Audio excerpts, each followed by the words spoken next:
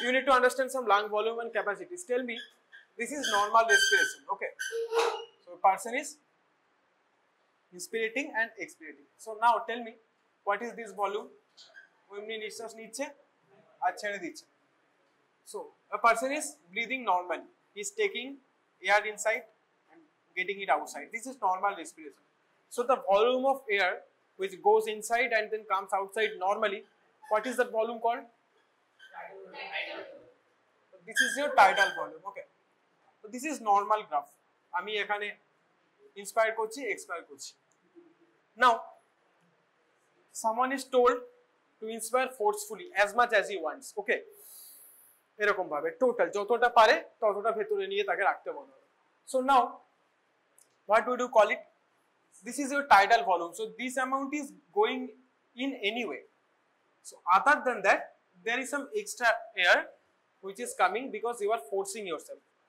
So this is your normal, this is not normal volume, this is an extra volume which can only get inside if you inspire forcefully. So that is come under reserve. So this is an inspiratory, ki bole etage, reserve volume. So why inspiratory? Because during inspiration, forceful inspiration, আমরা যদি forceful না করি, then this area wouldn't have gone there.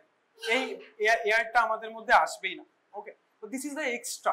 That's why this is under reserve and inspiratory. Similarly, when you are exhaling normally, only this much of air which have gone inside will come out. So this is your normal, comes within tidal volume. But now extra, we are expiring forcefully. After taking full inspiration, we are expiring forcefully. So this amount normally wouldn't come outside until and unless we take a full inspiration. So this is not a normal volume, this is a reserve volume which will not happen until and unless you take a full inspiration. So that's why it's called expiratory reserve volume. So the volume of air you expire when forceful expiration. During forceful expiration is expiratory reserve volume. Now all of these things are happening continuously, okay? Inside your lungs there is always a little bit of air left. Not left, it stays always there, okay? You inspire, you expire, this air will not go anywhere. This is readily present there. So what would you call it? Residual volume, because it resides there. ওখানেই আছে, কোথাও যাচ্ছে না. Even if you take full inspiration and then expire fully, this amount of air is not possible to go out. So this is your residual volume. Residual, because it's a residue, okay? So these volumes, and during these volumes we will also understand some capacities. So what capacity? So now something is, so আমি যদি পুরো নিঃশ্বাস নিয়ে আর পুরো ছাড়ি, total inspire করি and then total expire করি, so the total amount of air coming during full inspiration and full expiration, not full, forceful. So total amount of air going inside and outside is now this. So during normal inspiration or normal expiration, the volume was only this, okay? But in case of full inspiration and full expiration, forceful expiration, you will get this amount. So this amount your lungs can accommodate inside it, not accommodate, this amount can get inside and get from outside from your lung if you inspire or expire forcefully. So this is telling you about the capacity of my lung. আমি একটা জোরে নিঃশ্বাস নিলাম, I am inspiring forcefully, how much amount of air I am able to take in and how much amount of air we are able to take out if I inspire or expire fully. So that tells you about your capacity of the lung, okay? So this is your vital capacity. Why vital? Because this much is used in your respiration. এটা তো এমনি তোমার ওর মধ্যে ছিল, আলাদা করে ওটা কাজে লাগছিল না. This amount is actually your functional volume which is coming inside and going outside. The gaseous exchange happens from this air because this is inside anyway. So that's why this is called vital capacity. This capacity denotes the capacity of your lung, how much air it can, move around at one time. So this is about the capacity of your lung. So this is called vital capacity. Now vital capacity is not lung capacity. You remember একটা আমার air তো নিচে already ছিল, that was residual volume. So this is your vital capacity. Your lung can take this much amount of air inside and take this much amount of air outside. Now the extra air which was also inside, তো যখন আমরা লাংয়ের এটা আমাদের থেকে actually তাহলে এগুলো কি, this is our inspiratory or expiratory capacity, okay, vital capacity. Now this amount of air if we add it, এটা অলরেডি ছিল, নাও টোটাল লাংয়ে আমার কতটা এয়ার ধরছে কি করে বুঝবো, যতটা আমি ফোর্সফুলি ঢুকাতে আর বার করতে পারছি প্লাস যতটা আমার অলরেডি ভেতরে ছিল, তাই তো? ভাবো এরকম যে আমার একটা বেলুন ছিল, আমি বেলুনটা ফোলালাম, তো যতটা পারি ফোলালাম, ঠিক আছে? সো আমার লাংসটাও তো অ্যাকচুয়ালি একটা বেলুনের মতো structure, we are taking air in, it's getting inflated, আমরা ছেড়ে দিচ্ছি, it's getting deflated, just like a balloon. So বেলুনের মধ্যে হাইয়েস্ট কতটা এয়ার ভেতরে ঢুকতে পারে অ্যান্ড বেরোতে পারে, that is the capacity of the balloon, সেই জন্য আমরা এটাকে বলছি ভাইটাল ক্যাপাসিটি। নাও যদি আমি এই বেলুনের মধ্যে অলরেডি এখানে একটা ছোট স্ট্রাকচার করে দিয়েছি, হ্যাঁ, এখানে ফুটোটা এখানে আছে, there is a structure which is already some air inside. অনেক সময় খেলনার মধ্যে দেখবে বেলুনের মধ্যে বেলুন দেওয়া থাকে, তো this is like your residual volume of our lung, এটা অলরেডি এর মধ্যে আছে। তো টোটাল বেলুন ক্যাপাসিটি বলতে গেলে আমাকে যতটা ও নিচ্ছে প্লাস বার করতে পারছে প্লাস এই অ্যামাউন্ট দুটোই অ্যাড করতে হবে। তোমার লাংয়ের টোটাল ক্যাপাসিটি কত, যতটা আমি ফোর্সফুলি কেন বারবার বলছি, because if you don't apply force, তুমি কি করে বুঝবে যে হায়েস্ট তুমি কতটা নিতে পারো, আমি কতটা এয়ার নিতে পারবো, যদি ফোর্স দিই তবেই বুঝতে পারবো, আর ফোর্স দিয়ে ছাড়লে তবেই আমি বুঝতে পারবো কতটা হায়েস্ট বেরোবে। তো সেই জন্য this is the maximum amount of air your lung can move around, আর প্লাস এক্সট্রা যেটা নিচেই ছিল, so this is your functional capacity, vital capacity, this is your residual volume, so residual capacity. So total লাংয়ের মধ্যে আমার কতটা air ধরতে পারে, this is my total lung capacity. Total balloon capacity যতটা ঢুকতে পারছে বেরোতে পারছে প্লাস এটা total lung capacity, same, easy. যদি তোমরা এইভাবে পড়ো then the capacities are easy to understand, গোলাবে না কখনো, নিজেই একটা এরকম করে বানিয়ে নিতে পারবে, কারণ তুমি অলরেডি বুঝে গেছো কনসেপ্টটা, ওকে? বুঝতে পারলে এটাকে টোটাল কেন বলছি আর এটাকে ভাইটাল কেন বলছি? Vital means taking part in your respiration, total means the air plus which was already inside as a residue, এটা হচ্ছে আমার টোটাল লাং ক্যাপাসিটি। নাও এখানে বলার এগুলো ইম্পর্টেন্স কি? Importance is in some diseases, okay, in a normal person this will be your normal amount, like total আমার এটা কত হয় বলো, title value 500 ml, very good, 500 ml। তো 500 আমি যে এই যে নরমাল রেসপিরেট করছি, এতে আমি 500 ml আমার ঢুকছে আর বের হচ্ছে। ফোর্সফুলি যদি আমি নিই আর ফোর্সফুলি যদি আমি টোটাল বার করি, ইউজুয়ালি একটা হেলদি লাংয়ে কত হয় এই ক্যাপাসিটিটা বলো, 5 to 6 লিটার, 5 লিটার ধরে নাও, অ্যারাউন্ড 5 লিটার, ওকে? তো 5 to 6 litre plus residual volume is 1 litre, so আমরা 5 লিটারই ধরি, because total lung capacity we take it as 6 litre. বুঝতে পেরেছো? নাও 1 লিটার আমার অলরেডি ভেতরে ছিল, so total lung capacity is 6 litre of air, around 6 litre of air. Now এটুকুলো আমরা কথা বলছি কাদের ব্যাপারে? Always we are talking about healthy individual like us, যারা হেলদি আছে তাদের জন্য। নাও সাম person are suffering from lung diseases, very different type of lung diseases. So in case of lung diseases, তারা কি এইভাবে নিঃশ্বাস নিতে নাও পারে, তাতে অনেক রকম সমস্যা থাকতে পারে। There can be blockage of your airways, there can be alveolar dysfunction, there can be dysfunction of the parenchyma itself, not dysfunction, actually the change of the parenchyma, any kind of restriction of the parenchyma, lung parenchyma, যেখানে lung ঠিক করে কাজ করতে পারছে না। So all of this will effect, এইগুলো সব effect করবে, because whenever I have a problem, আমি কি ততটা আমি ঠিক করে নিতে পারবো বা ততটা ঠিক করে ছাড়তে পারবো না। So all of this will affect all this things. Now we can understand this changes by a simple graph, যেটা অলরেডি তোমরা থিওরি পরীক্ষায় অনেকে লিখেছো, দেখলাম তোমাদের ছিল এই পরীক্ষা বা আগের পরীক্ষায় কোথাও একটা ছিল ফ্লো ভলিউম, তোমাদের অনেকে এঁকে টেকে ছিল। So you understand the basics of it. Now we will understand how pulmonary function test relate to this things, okay? This is the practical part of your theory. থিওরিতে তোমরা এগুলো অলরেডি কমপ্লিট করেছো, এটার আলাদা করে করার কিছু নেই, এটা তো সবাই বুঝে গেছো, মুছে দিচ্ছি, হ্যাঁ, আমাকে লিখতে হবে এই দিকটা। So normally this is A flow and volume loop আমরা বলি, অনেকে গ্রাফ বলে, অনেকে লুপ বলে। লুপ কেন বলে? Because this is a closed loop, okay? Now these are some, এটা answer রেখেছিল আগের দিন. So this is some functional, like this area is never zero. This is your flow volume. We always put x axis first. So এই জন্য আমরা বলছি volume flow, কেন বলছি না, because x axis denotes your flow. সেই জন্য আমরা ফ্লোটাকে আগে বলি, আমরা অলওয়েজ উপরে যেটা প্যারামিটার যাচ্ছে সেটাকে আগে বলি. So this is your flow and this is your volume denotes in this side. Okay, so now think about it. এখানে আমরা কিরকম পয়েন্ট দিই, এখানে আমরা 0 দিই, এখানে আমরা 1 2 3 4 এভাবে আসি. Now you can see this area, this graph doesn't come to 0. Why? Because of our residual volume. There is always some air left in the lung. So this is your flow of what? You are inspiring and then you are expiring.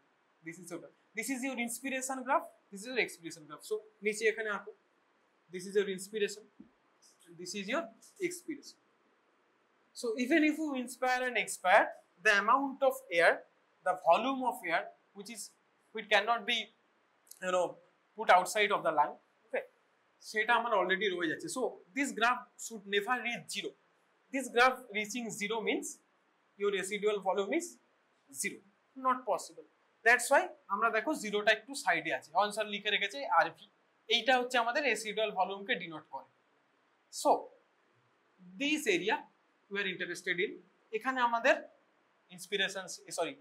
Inspiration শুরু হচ্ছে, এখানে আমাদের inspiration শেষ হচ্ছে.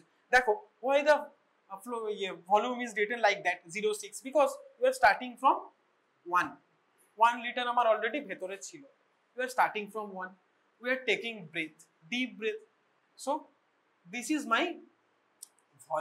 my flow. Flow is first a flow কমবে, then flow বাড়বে, এরকম ভাবে আমার আছে. ওকে, নট কমবে অ্যাকচুয়ালি, নিচের দিকেও এটা okay increasing feature.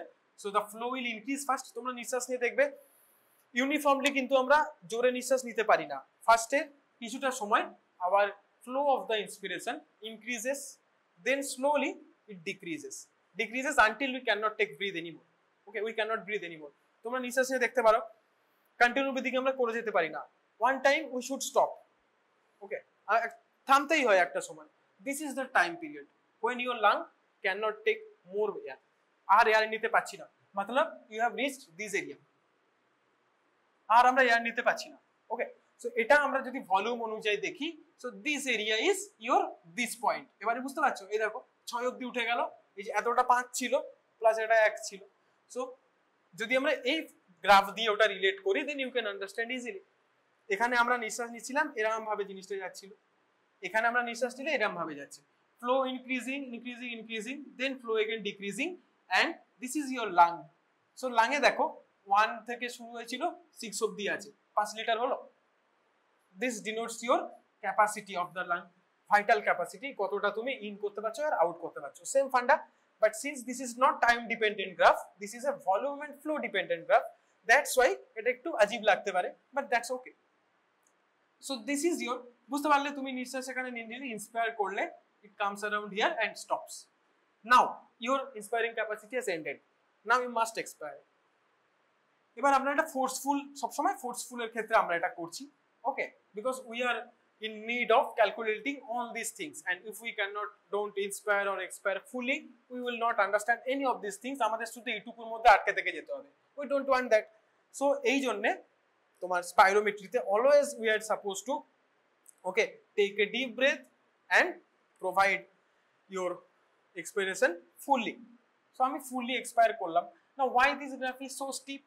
Now if you try to expire on your own forcefully, so see first second কিছু সময় our flow is very high when I am forcing, but after that continue তুমি ফোর্সটা বজায় রাখতে পারবে? Why not? Because the amount of air is already decreasing inside. So when amount of air is decreasing inside, even if you try, you cannot maintain the same flow. তোমার flow কমবেই. So that's what is happening. সেই জন্য this part is called your force dependent. টার্মটা একটু অন্যরকম হতে পারে, but this is force dependent. and this is independent. Force এর জায়গায় दूसरा কিছু টার্ম থাকতে পারে, but this is the dependent part, our dependent. এটা আমরা জোরে যখন নিঃশ্বাসটা জোর করে ছাড়ছি, this area. Now when you stop, after also that we expire, but that's voluntary. So actually this force dependent is actually voluntary. আমরা জোর করে এটা ছাড়ছি, and that's why we can control the speed. আমরা স্পিড কন্ট্রোল করতে পারছি. This is the point since when we cannot control our speed anymore. Okay, so now দেখো এটা স্টেডি ডিক্লাইন হচ্ছে because ফ্লোটা আস্তে আস্তে কমবে কেন? because we don't have any air left, only one liter of air will be left when we finish respiration. So one cycle of respiration you will যাই হোক this is your involuntary part. এটা আমরা নিজের থেকেই বার করছি. This is your involuntary part. Now this voluntary and involuntary, all these things, this part will change in various areas. Specifically the involuntary part changes. The shape of this, the shape of this volume dependent part or voluntary part doesn't change much. This shape doesn't change much. Either it usually gets decreased because our force can decrease. Okay, but it's dependent. It's independent because this is involuntary part can be like that. যেমন আমি এখানে এঁকেছি, কেন আমি একটু পরে বলছি. The main reason is this kind of involuntary expiration is dependent upon the various structures inside our lung. It may be blockage or obstruction, it can be restriction, a lot of things can happen, but in all those cases your involuntary graph will change because this is dependent upon the lung structures. এটা তুমি control করতে পারছো না, so that's why দেখো এটা shape change হতে পারে. It can decrease, but its shape will never be like that. It will be steady because we are controlling it. বুঝতে পেরেছো? এটা যেহেতু আমরা কন্ট্রোল করছি না, it changes shape like that according to your under structure.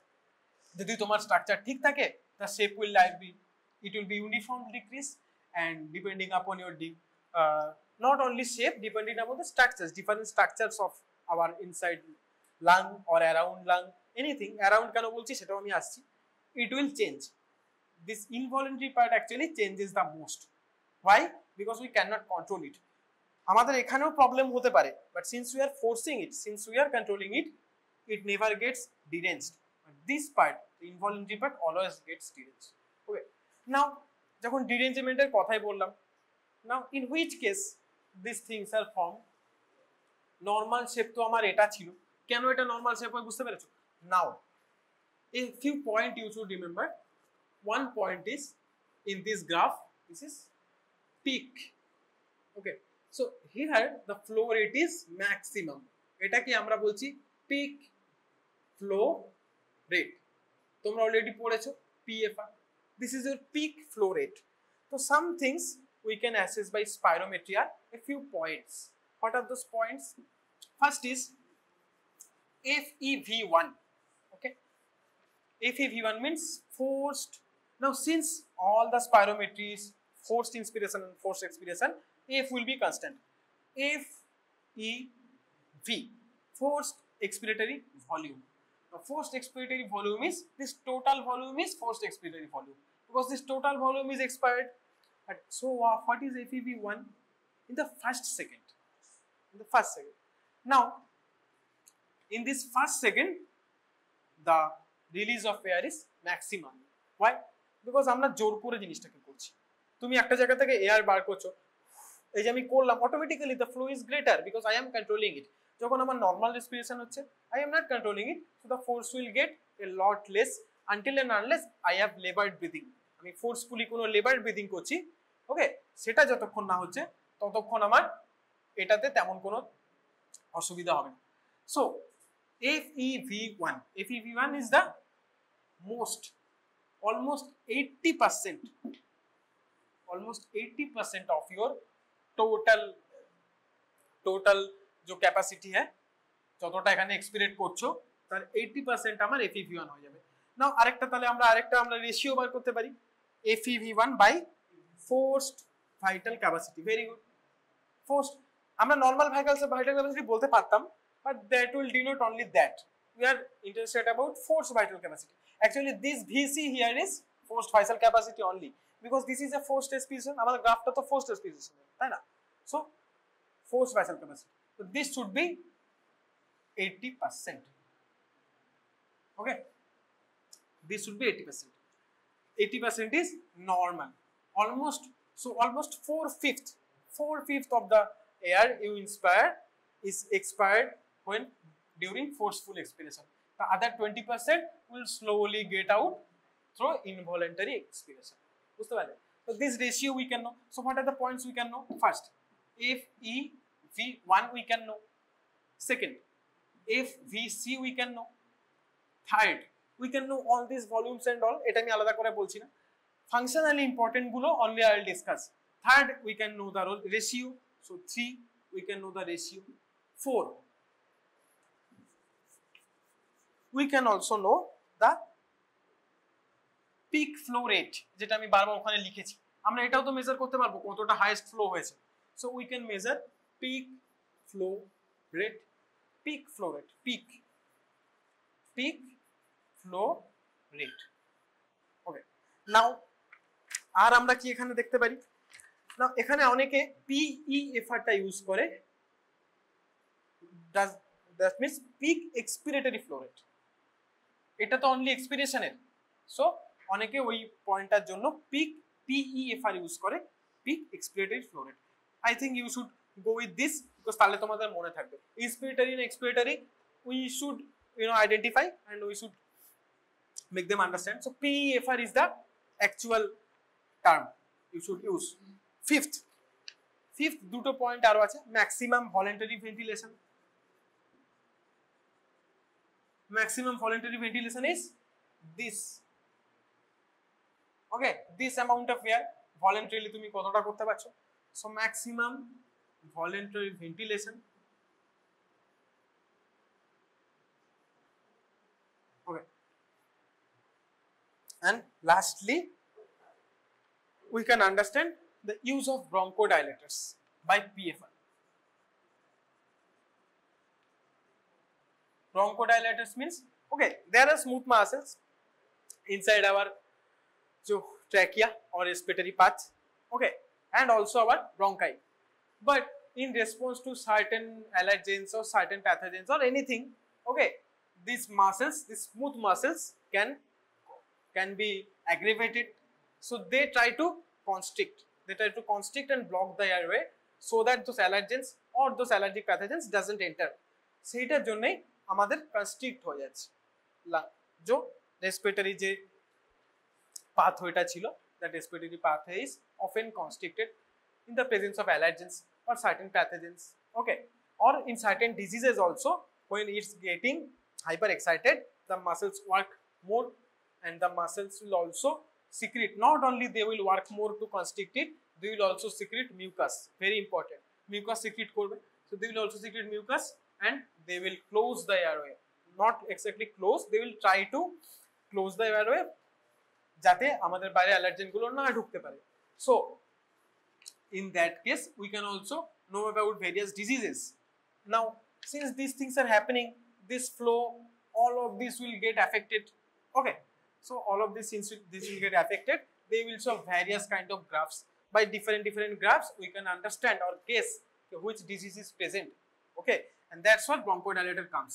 First we will check it, and if we will see there is some obstruction or something present, or some allergens or some underlying pathology like bronchial asthma or something like that present, which readily causes bronchoconstriction বলো এটাকে, constriction of bronchi, so bronchoconstriction, okay, so we will use bronchodilators like salbutamol, levosalbutamol. Salbutamol তোমাদের ওষুধ থাকে, cup সিরাপে থাকে, ascoril LS means levosalbutamol, because not only ascoril is helping your cough, it will also dilate your bronchi so that easily তুমি নিঃশ্বাস নিতে পারো, কোনো problem না হতে পারে. So salbutamol, আমরা levosalbutamol নরমালি আমরা salbutamolই বেশি ইউজ করি, because লিভোতে অনেকের অ্যালার্জি থাকতে পারে, ঠিক আছে, লাইক সেট্রিজিন, লিভোসেট্রিজিন, একটাতে অ্যালার্জি থাকলে আরেকটা দেয়, আমরা এইখানে ইউজুয়ালি salbutamol ইউজ করি. সো salbutamol ইউজ করে আমরা আবার খানিকক্ষণ পরে দেখব যে আমাদের এই ভ্যালুগুলো ইনক্রিজ হচ্ছে কিনা। ওকে, সো যদি ইনক্রিজ হয় properly then we can understand okay so bronchodilator দিলাম আমার ওটা ইনক্রিজ হয়ে গেল, so to confirm your diagnosis you can do the bronchodilator test also. If it increases, that means he may have obstructive diseases like asthma and all. এটা আমি আরেকটু পরে আলাদা আলাদা সব গ্রাফ গুলো পড়াবো তখন আমি বলছি। So this is the basic funda of it. কি কি তাহলে তোমরা জানতে পারো, FEV1 জানতে পারো স্পাইরোমেট্রি থেকে। ওকে, forced expiratory volume in first second, forced vital capacity, the ratio of them 80% এর বেশি কিনা সেটা তুমি দেখতে পারো, because you can compare it, you can get the ratio. Peak expiratory flow rate, একদম উপরের পয়েন্টটা দেখে you can understand. Okay, maximum voluntary ventilation, you can understand maximum voluntary ventilation, voluntarily আমি কতটা ম্যাক্সিমাম করতে পেরেছি, and also use of bronchodilators. Bronchodilators use করে we can go into differential and confirmatory diagnosis. So we can do all these things. Now কিভাবে এই যে এত কথা বললাম আমরা এটা বুঝতে পারি ওটা বুঝতে পারি, one by one we will assess some charts and we will understand কিভাবে আমরা জিনিসটা করছি। So to understand that you must know about lung diseases. বলো lung disease কিরকম কিরকম হয় শুনেছো? ভেরি গুড, বলো, বলতে থাকো, ঠিকই তো বলছো। কি বললে প্রথমটা? So restrictive lung disease and second is obstructive. So restrictive means ওরা restrict করে দিচ্ছে, restricting the working power of the lung. Okay, by any means working power of the lung. Parenchymal problem হতে পারে, বাইরের থেকে রেস্ট্রিকশন, আউটসাইড রেস্ট্রিকশন হতে পারে, inside restriction হতে পারে। তো ন্যাচারালি দুখানা ভাগ থাকবে। কি কি ভাগ থাকবে সেটা হচ্ছে রেস্ট্রিকটিভটা আগে বলে দিই। রেস্ট্রিকটিভের দুখানা ভাগ থাকে, একটা হচ্ছে ইন্ট্রিনসিক আর এক্সট্রিনসিক। কি কি হয়? Intrinsic, can you name some intrinsic restrictive lung diseases? বলো,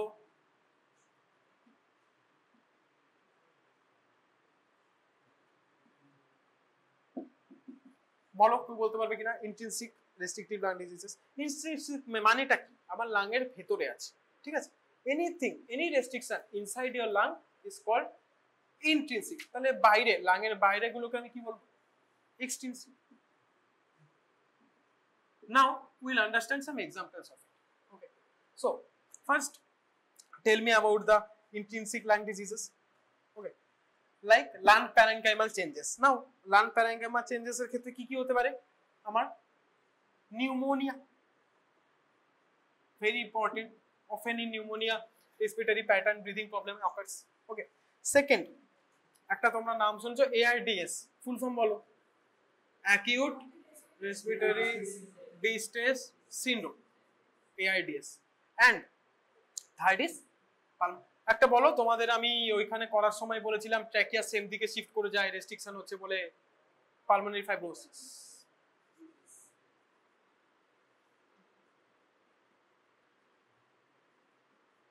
so all of these three things, আরো অনেক এক্সাম্পল আছে, বড় যখন হবে আরো বুঝবে, আপাতত এই তিনটে জেনে রাখো। ওকে, ইন্ট্রিনসিক লাং ডিজিজেস যেগুলো হচ্ছে রেস্ট্রিক্ট, দেখো ভেবে দেখো এই প্রত্যেকটা কিন্তু আমার লাংসের মধ্যে, all of this things actually happens and affects inside the lung, that's why they are intrinsic. Now if there is intrinsic then must be some extrinsic. Extrinsic কি কি হতে পারে? ভাবো লাংয়ের আশেপাশে আর কোন স্ট্রাকচার গুলো, which structures around the lung is responsible for respiration? বলো, এটাকে বুঝি। গুড, তাহলে ফার্স্ট আমার এখানে আসবে good good chest wall, very good, chest wall. 2 number হচ্ছে ডায়াফ্রাম। আর কি আছে? Ribs itself, ribs the rib cage. Rib কেজের যদি কোনো রকম প্রবলেম হয় দেন রিব কেজও এক্সপ্যান্ড করতে পারবে না, সেটার তো দরকার আছে, বিকজ আমার ভেতরে লাংকে এক্সপ্যান্ড হতে গেলে রিব কেজকেও এক্সপ্যান্ড হতে হবে, ওরা তো একসাথে এক্সপ্যান্ড হয়। So rib কেজেস। and also এখানে মাসেল গুলোকে কি বলে? Intercostal muscles, yeah external ICS, intercostal muscles. and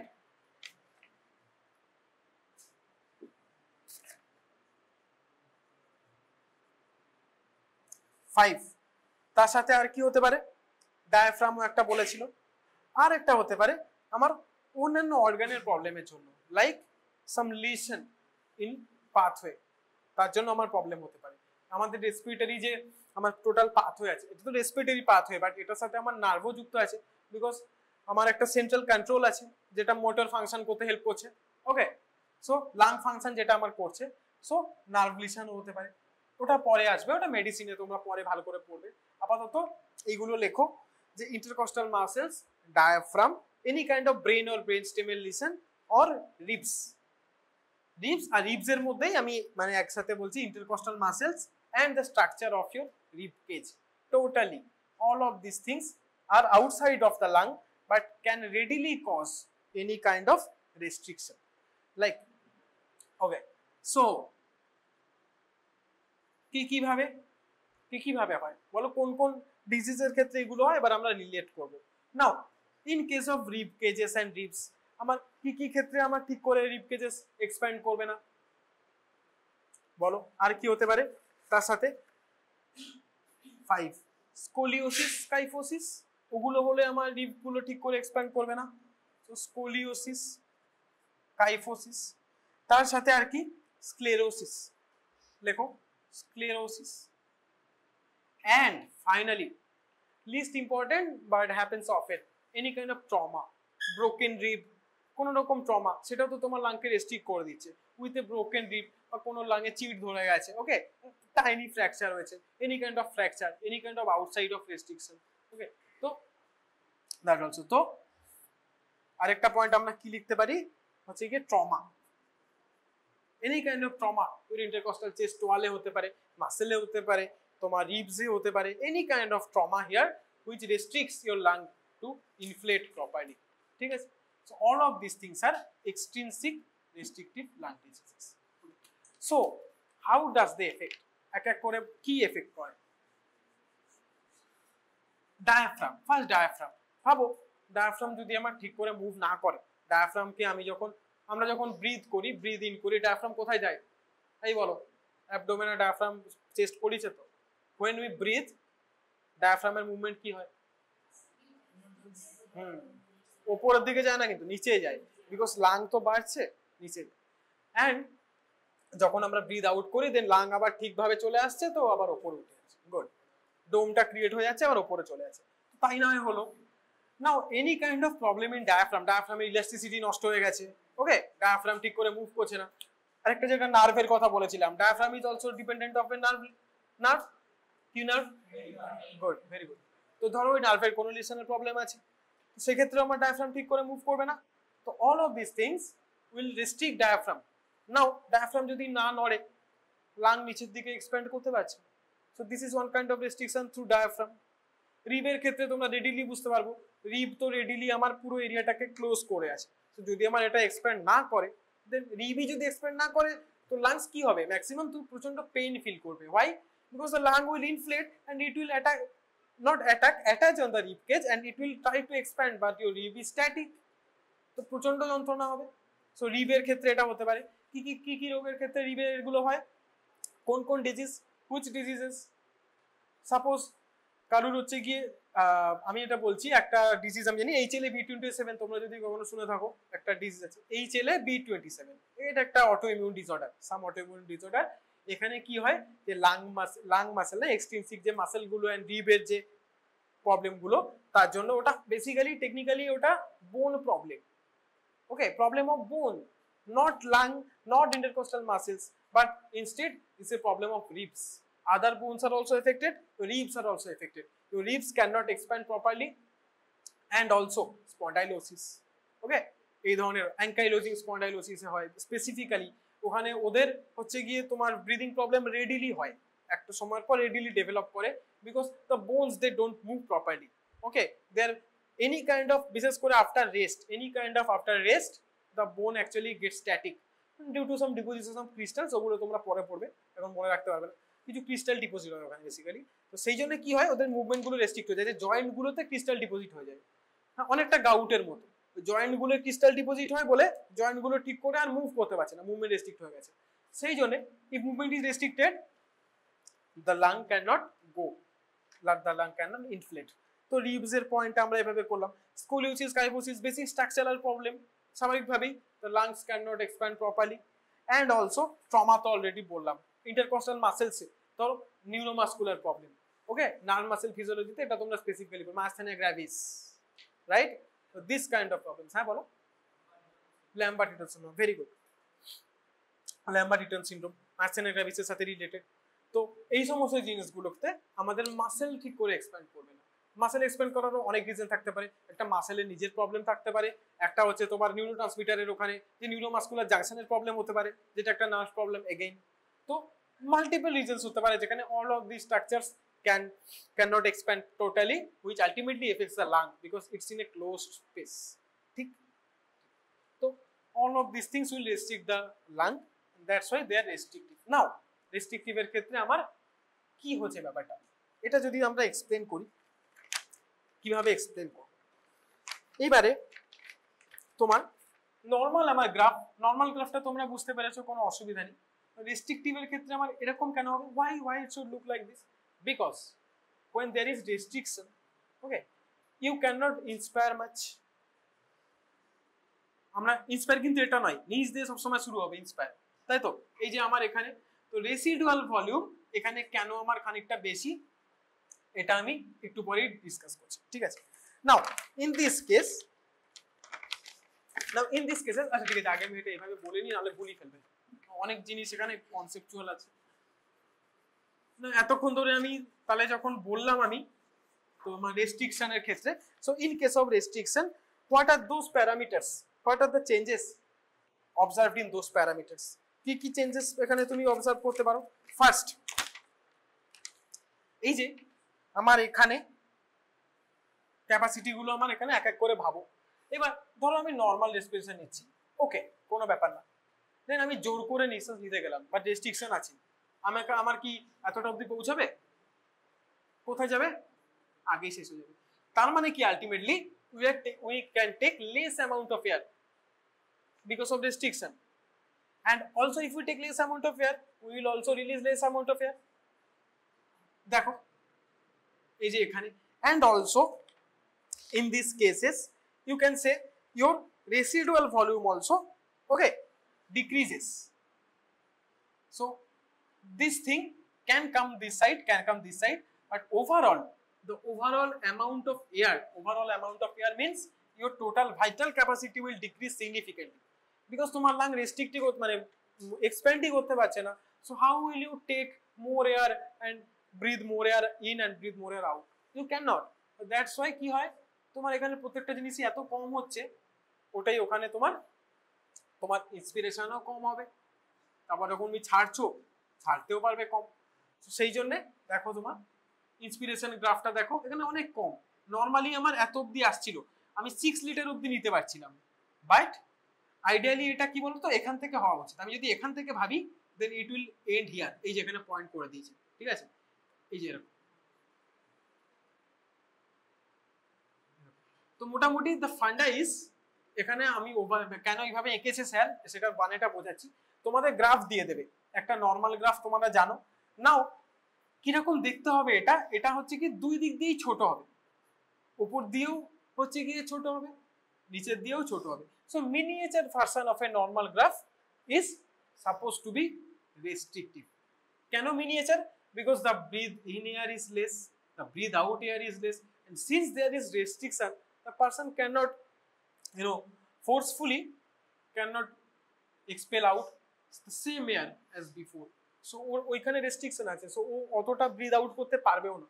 সেই জন্য আমার এই গ্রাফটাও কিন্তু অত উঁচুতে উঠবে না, এতটাই উঠবে, ঠিক আছে? আর তাছাড়া ও এয়ার কমও নিয়েছিল, so it also since this is less amount how can he can expire this much, so the flow becomes like this. এই দেখো কম হয়ে গেছে, ওকে? So this is typical graph of a restrictive lung disease, okay? So what are the things that are affected here? Residual volume.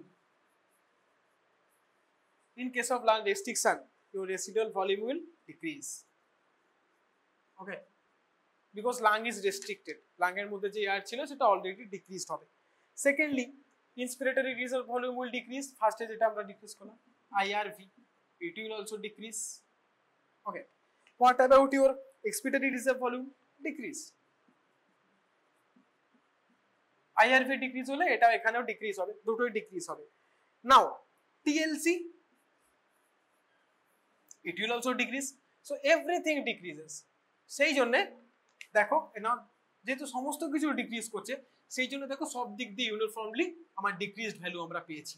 সেই জন্য since from a normal person every value is decreased, we get a miniature version of a normal graph, every value is decreased, কোনোটা বাড়ছে কোনোটা কমছে এরকম যদি ব্যাপার হয়ে যায় তখনই আমার মানে ইউনিফর্মিটি থাকবে না।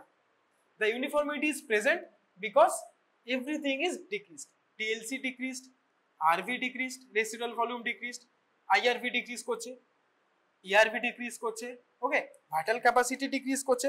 so since everything is decreased there is a miniature version is noted।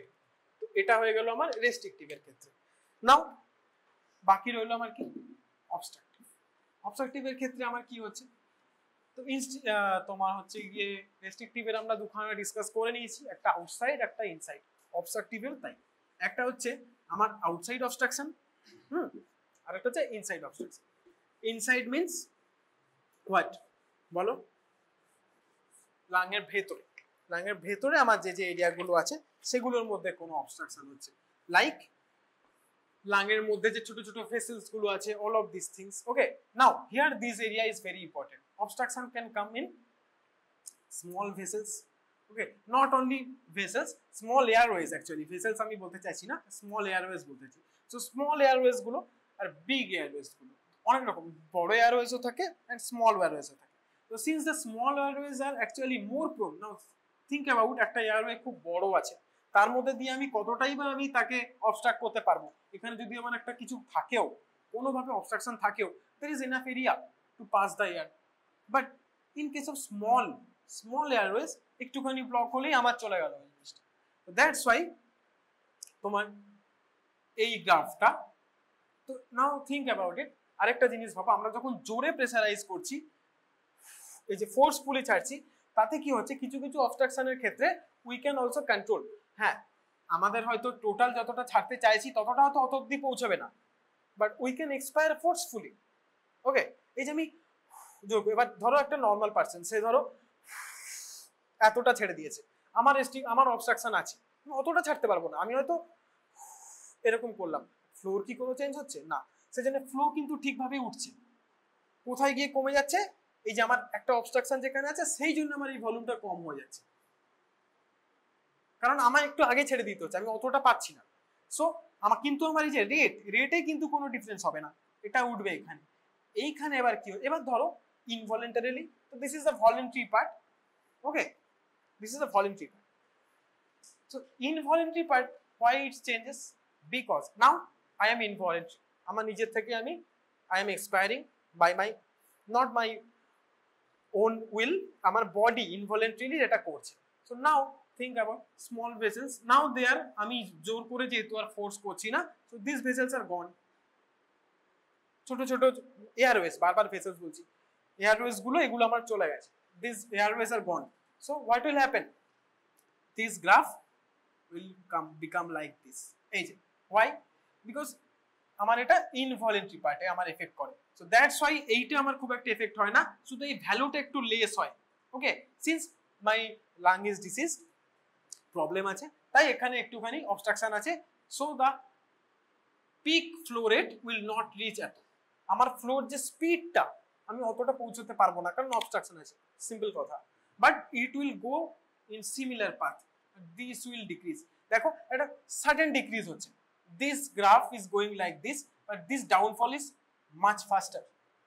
যখনই আমি ভলেন্টারি থেকে ইনভলেন্টারি চলে গেলাম, আমার লাংস ইজ ওভারওয়ার্কড, and also রেস্ট্রিকশনের জন্য র্যাপিড ডাউনফল হবে, র্যাপিড ডাউনফল, বিকজ নর্মালি আমার এইরকম রেঞ্জে আমার ক্যাপাসিটি, এটা আমি জোর করে দিয়েছিলাম বলে আমার এতটা অব্দি উঠেছিল।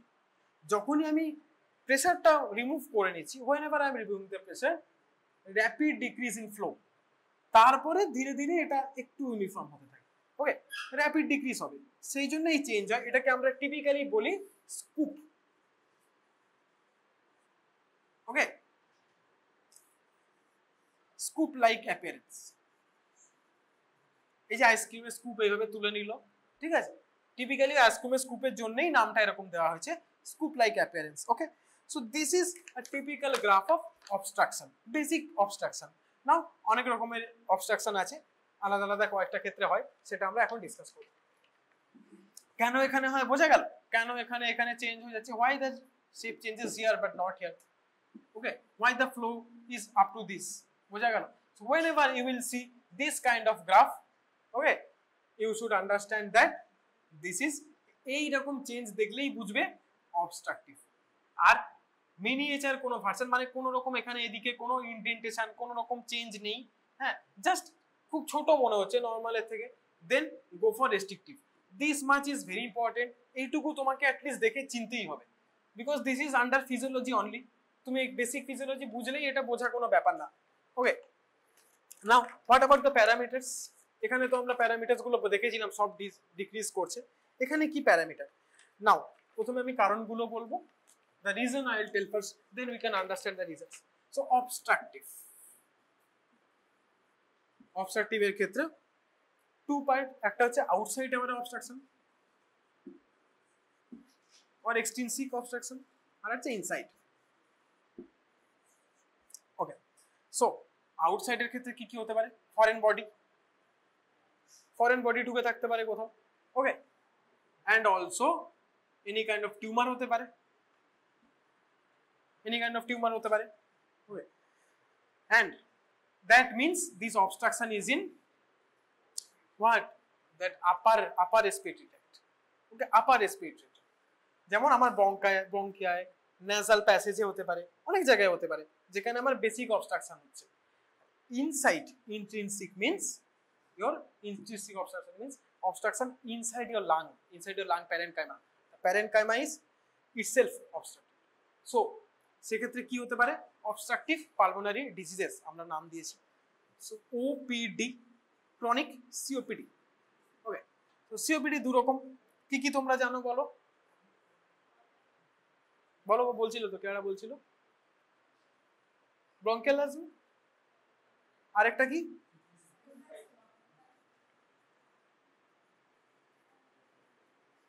Chronic bronchitis.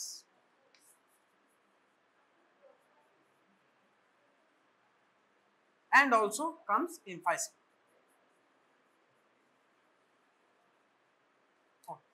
So emphysema মানে কি? কি হয় এমফাইসিমাতে? ওটা তো final result. I am asking about the physiology. বলতে পারো, বলো। Destruction of elastic tissue, elasticity কমে যায়, that's why the surface area, so the elasticity is mainly hampered. Okay, so this things is intrinsic obstruction and this is extrinsic obstruction, outside. So এই জন্য কিছু কিছু এইখানে একটা ভেরি ইম্পর্টেন্ট একটা ফান্ডা আছে, যেটা হচ্ছে now this elasticity is lost. Why আমি elasticity শব্দটা কেন, the word elasticity is why important, because if elasticity is lost, then ধরো একটা বেলুন তুমি ফুলিয়েছো বাট ইলাস্টিসিটি কমে গেছে, so অতটা যতটা তুমি নিচ্ছিলে, the same amount of air can go out, so your inspiratory capacity may decrease but the amount of air which is slowly getting inside or residing inside your lung will be higher. মানে কি, elasticity ধরো একটা এরকম ভাবে আমার lung আছে, elasticity খুব কম, normal লাঙে কি হচ্ছে, আমি এতটা নিলাম আবার এতটা আমার বেরিয়েও গেল, এখানে একটা অ্যালভিওলাই আছে, হ্যাঁ, ওকে, না এটা ইলাস্টিসিটি নষ্ট হয়ে গেছে, ও ততটা এক্সপ্যান্ডও করতে পারছে না, কিছু করতেও পারছে না।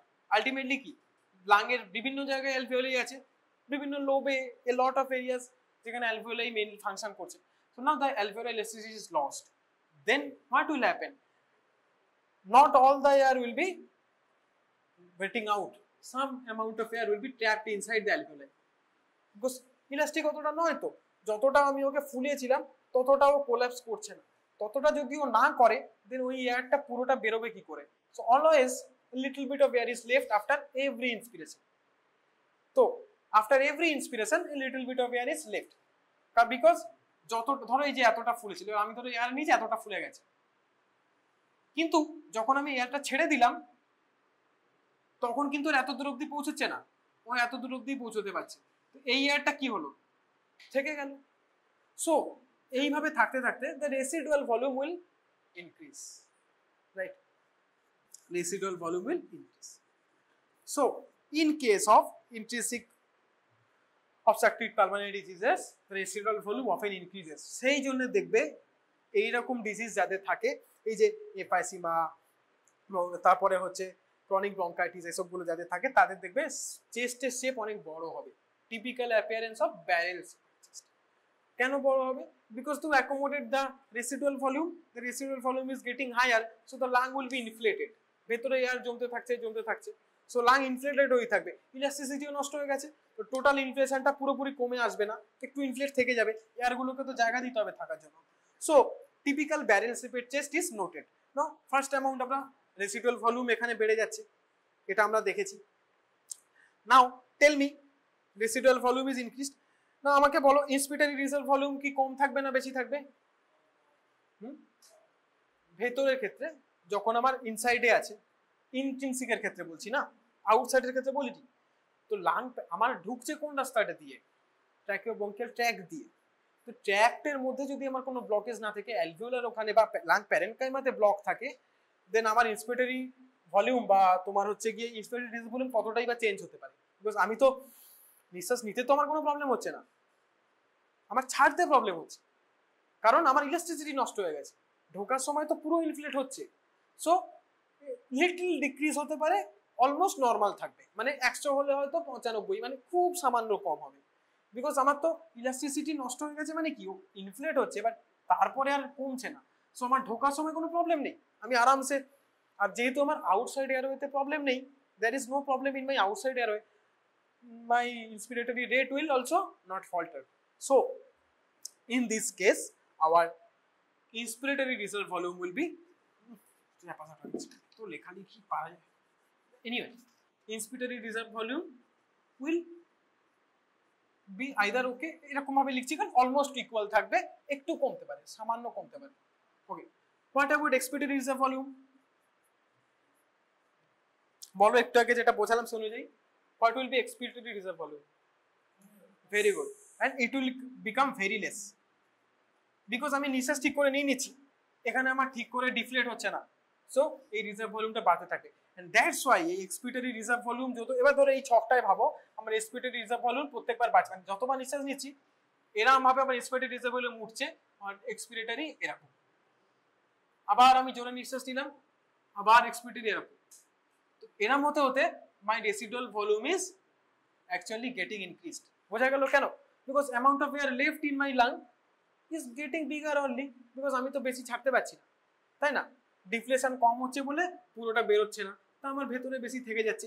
Graph is also confirming my our theory, তো সেই জন্য আমার এক্সপিরেটরি রিজার্ভ ভলিউম প্রচুর কমে যাবে, বাট রেসিডুয়াল ভলিউম আমার আলটিমেটলি বেড়ে যাবে। এই জন্যই আমাদের ওই ব্যারেল শেপের চেস্ট যেটা বা ইনফ্লেটেড চেস্টের শেপটার কথা আমি বললাম। এবার আমাকে বলো টোটাল লাং ক্যাপাসিটি কি হবে? বেড়ে যাবে, বিকজ রেসিডুয়াল ভলিউম তো বাড়ছে, আর আমার উপরের গ্রাফটায় কি কোনো চেঞ্জ হচ্ছে? So only the lower part is increasing, so total lung capacity will increase. Lung capacity মানে লাংয়ের মধ্যে কতটা ব্লাড আছে, এই সরি ধরতেরি আমার কার্ডিওভাস্কুলার পড়ি সব ভেসেল আর ব্লাড চলে আসছে, কতটা এয়ার আছে, ঠিক আছে, সেটা আমার হয়তো বাড়ছে, বাট আলটিমেটলি তাহলে আমার কি রেসিডুয়াল ভলিউমটা কন্টিনিউ বাড়তে থাকছে, তোমার লাং ক্যাপাসিটি বাড়ছে, so my capacity will increase, because ভেতরে অনেক জায়গা আছে, ডিফ্লেট হচ্ছে না তো ঠিক করে, but that doesn't mean the functionality will is not affected, functionality affected but the capacity increases, right, only the capacity. মানে ধরো এদিকে আমাকে একটা বড় ঘর দিয়ে দিয়েছে, বলেছে যে যাও তুমি এত বড় ঘরে গিয়ে থাকো, কিন্তু ঘরের মধ্যে আসবাবপত্র ডিফেক্টিভ দিয়েছে, তো ঘর যতই বড় হোক, আমার ঘর 5000 স্কোয়ার ফিট, ঘরে আছে 2টো টেবিল, নট ওয়ার্ক প্রপারলি, তার থেকে এরকম একটা ঘরে আমার যদি সব সাজিয়ে দেয়, I can work properly, right, so that's what happening here. তোমার লাং ক্যাপাসিটি বড়, ওর মধ্যে অনেক এয়ার যেতে পারে, বাট ফাংশনালিটি খুব খারাপ, ঢুকছে কিন্তু বেরোচ্ছে না, ভুলভাল প্যারামিটার আসছে, বুঝতে পেরেছো, ফাংশনাল ঠিক নেই। So TLC will increase because the top point will not change, ইন্সপিরেশনে কোনো প্রবলেম হচ্ছে না এখান দিয়ে যদি আমি ভাবি, বাট লোয়ার পয়েন্ট আস্তে আস্তে বাড়ছে, আমার এখানে তো ভলিউম বাড়তে থাকছে, সো খুব প্রবলেম। সো টিএলসি বেড়ে যাবে, টোটাল লাং ক্যাপাসিটি বেড়ে যাবে, বাট ভাইটাল ক্যাপাসিটি কি হবে, কমে যাবে। কারণ সেম, এই যে ভাবো এই দেখো এক এক করে উঠছে আবার পয়টা কমছে, ভাইটাল ক্যাপাসিটি মানে কি আমার এই ব্যাপারটা না, হ্যাঁ, তো ভাইটাল ক্যাপাসিটি উইল ডিক্রিজ, এই জন্য বলছিলাম যে ফাংশনালিটি উইল ডিক্রিজ, বাট তোমার লাং ক্যাপাসিটি থাক বেশি, ভাইটাল ক্যাপাসিটি তো কম, ক্যাপাসিটি বেশি হয়ে কি করবে, এয়ারটা জমতে থাকবে ভেতরে, ইনফ্লেশন একটু আগে যেটা বলছিলাম ওই জন্যই বড় হয়ে থাকবে। সো আমাদের কথাগুলো বা আমাদের থিওরিগুলো ব্যাকআপ হচ্ছে এই মানে ডিসকাশনে, সো দ্যাট ইজ ইট। তাহলে আমার কি হচ্ছে, ভাইটাল ক্যাপাসিটি ডিক্রিজ করে আছে। ভ্যালুগুলো আমরা আগেরটা যেমন আমরা ওখানে বুঝেছিলাম, এগুলো আমরা এখানে একটু দেখে নেব। সো এক্সপিরিয়েন্স রিজার্ভ ভলিউম যদি আমার কমে যায়, রেসিডুয়াল ভলিউম যদি আমার কমে যায়, টিএলসি যদি কমে যায়, দেখো এইখানে আমার একটা এরকম আসবে, ঠিক আছে, এই স্কুপ লাইভ গ্রাফটা আমার এখানে আসবে। এই যে ভাইটাল ক্যাপাসিটি যদি কমে যায়, দেন অফকোর্স আমার এই যে এখানে এটা খানিকটা ভেতরে চলে আসতে পারে, ঠিক আছে, এটা আমি এঁকেছি ওভারল্যাপ করে গেছে, বাট অ্যাকচুয়ালি এটা একটু ভেতরে চলে আসতে পারে, হ্যাঁ, এখান থেকে এরকম হবে, অ্যাকচুয়াল ছবিটা এরকম হওয়া উচিত, একটু ভেতর দিকে এরকম বেঁকে এখানে, তারপর ইন্সপিরেশন অ্যাকচুয়ালি খুব একটা চেঞ্জ হবে না, একটুই কমবে, বিকজ ইন্সপিরেশনে খুব একটা চেঞ্জ হবে না। অ্যান্ড অলসো দিস এরিয়া অনেকটা এপাশে চলে আসবে, কারণ residual volume is getting bigger, ছবিটা এরকম হবে, ঠিক আছে, বইতে চেক করবে এইরকম, যেরকম এই স্কুপ দেখলেই বলে দেবে অবস্ট্রাকটিভ, ঠিক আছে। এবার আমরা আরেকটু, তোমরা যখন বড় হবে বা এখানে আমাদের পড়াতে বলেছে, কালকে অ্যান্সারটা পড়িয়েছে তাই আমি হয়তো বলে দেবো, আর আপাতত তোমাদের পরীক্ষায় এই জিনিসগুলো চিনতে পারলে, আর এইগুলো যদি জিজ্ঞেস করে বাই চান্স ফাংশনালের ব্যাপারে, একটু ভেবে ভেবে বলবে, নাথিং টু মাচ, এই ছকটা মনে রাখবে, তাহলেই তুমি গেস করতে পারবে, ঠিক আছে। এইগুলো বলতে পারলেই ভালো নাম্বার পেয়ে যাবে, কোনো ব্যাপার না। প্র্যাকটিক্যালে এত কিছু জিজ্ঞেস করার মতো সময় হয়তো থাকবে না, যদি থাকে তোমাকে এই অল্পের উপর দিয়ে এই তোমাদের দেওয়া হবে, গ্রাফ দেওয়া হবে, ঠিক আছে, গ্রাফগুলো দেখে বলতে হবে যে রেস্ট্রিকটিভ লাং ডিজিজ না অবস্ট্রাকটিভ লাং ডিজিজ। ধরো তুমি এবার খুব ভালো বলে দিলে, তখন তোমায় জিজ্ঞেস করতে পারে বলো তো কি ধরনের, বুঝতে পেরেছো, অদূর অব্দি যদি তুমি পৌঁছতে পারো তাহলে অলরেডি তুমি ভালো নাম্বার পেয়ে গেছো, so don't worry about that.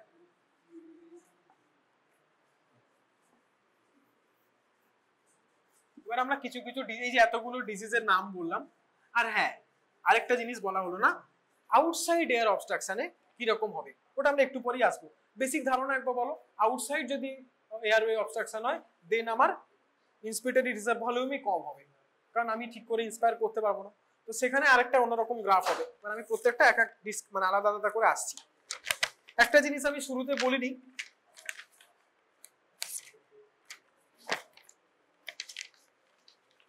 there are a few apart from spirometry আর কি কি প্রসিডিউরে তোমরা নাম জানো বলো তো, এই ক্যাপাসিটি আর এইগুলো মাপার জন্য বলো। নাইট্রোজেন ওয়াশ আউট এখন ইউজ হয় না, আর কি বডি প্লেথিসমোগ্রাফি, টোটাল বডি, এইগুলো সব লেখা আছে বইতে, টোটাল বডি প্লেথিসমোগ্রাফি ডিপিতেই আছে, ঠিক আছে, ওই ডিপিতে দেখবে অনেক মানে ছক নিয়ে এইসব ছক ফক করে 6-7টা পেজ আছে, ওইখানে সব এখানে আছে, ঠিক আছে। Next peak flowmeter, so they can ask about various instruments other than spirometer, so peak flow meter, total body plethysmography কোথায় করা হয়, আইডিয়ালি জেনে রাখবে, একটা কিউব টাইপের শেপে একটা কিউবিকেলের মধ্যে আটকে রাখা হয়, ঠিক আছে, ক্লোজড কিউবিকেলের মধ্যে, inside a closed cubicle a person sits এরকম ভাবে, ওইখানে এক কোণে বসিয়ে, ওগুলো অত তোমাদের ডিটেলস নেই, জাস্ট যদি বাই চান্স জিজ্ঞেস করে যে বলো তো কি হয়, বলবে একটা ক্লোজড কিউবের মধ্যে বসিয়ে মাপে, ঠিক আছে। অনেকে ঘর দেয়, আগে কার্ডবোর্ড ইউজ করতো, এখন গ্লাস ইউজ করে, সেটা closed glass cube, closed glass কিউবের মধ্যে এটা হয়। পিক ফ্লো মিটার একটা ছোট মিটার থাকে, আমরা পরে দেখব। আর হচ্ছে কি এবার মাইল্ড অবস্ট্রাকশনের ক্ষেত্রে কি হতে পারে, আমি এক এক করে এখানে সব ছবিগুলো আঁকবো। This is your normal. Now, in case of mild obstruction, what will happen? It will not become much different. In case of mild obstruction, the shape will be like this. Okay, in case of mild obstruction. In case of severe obstruction, of course all of this will decrease, so mild obstruction will not be so less. In case of severe obstruction সবই কমে যাবে, ঠিক আছে, এটা আরো ছোট হয়ে যাবে।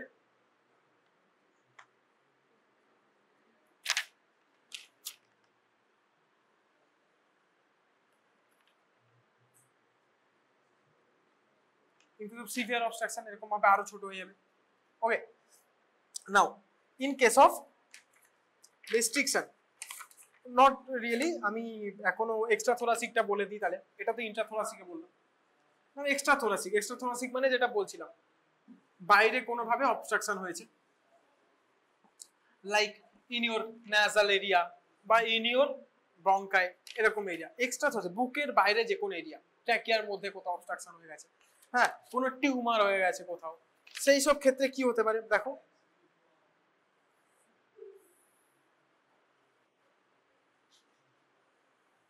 This is your normal shape. Okay, the shape becomes like this.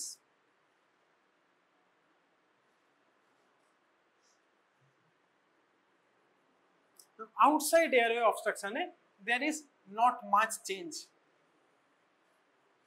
Not much change in this graph. This graph only changes because of inspiration is affected. Right? Respiration, expiration is affected less. So, অতটা বেশি problem হবে না। It's affected less. Obstruction এর ক্ষেত্রে আমার scoop থাকবে, ঠিক আছে, but it will become less. Inspiration বেশি এফেক্টেড হবে আউটসাইড এয়ারওয়ে অবস্ট্রাকশন, ঠিক আছে। নেক্সট, এটা তো আউটসাইড এক্সাম্পল লেখো, vocal cord paralysis.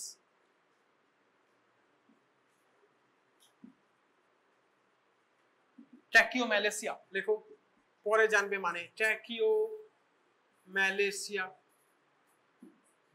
Okay, and also airway tumor, কোন এয়ারওয়ে টিউমার থাকে,